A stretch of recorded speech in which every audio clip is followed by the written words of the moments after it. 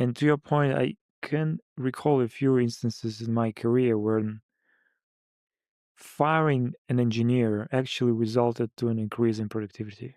Say you have two Android engineers building the app and they are not keeping up with the pace of the feature release schedule, and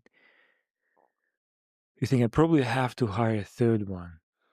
But then you notice that one of them is really weird, falling behind the schedule, complaining some of the time, doesn't assume responsibility.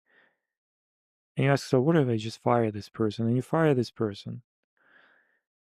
And in a few weeks, you realize you actually don't need, and you never needed the third engineer. The problem was this guy who created more issues and more problems than he solved. That is so counterintuitive because,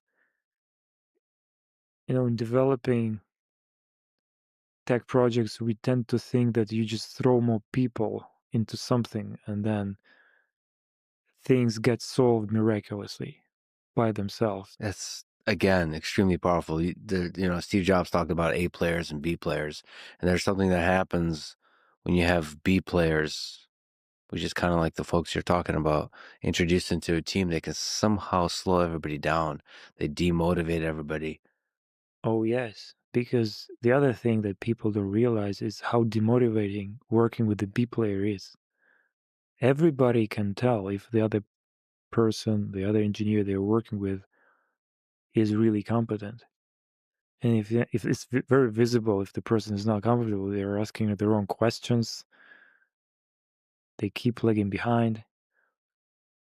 And at a certain point, if you're an A player, you get this dissatisfaction, this feeling that you are not able to realize your full potential, accomplish what you're really meant to accomplish because of this person working next to you or pretending to work next to you.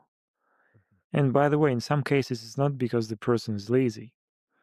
In some cases, it's just, their intellectual ability is not there. It's not about experience. Most often, it's about natural ability and persistence. In 90% of cases, it's just the inability to focus on one task for an extended period of time. Not everybody has this ability. So for people who do have this ability, it's an insult to work alongside someone who is distracted and cannot go deep in the projects that they're responsible for.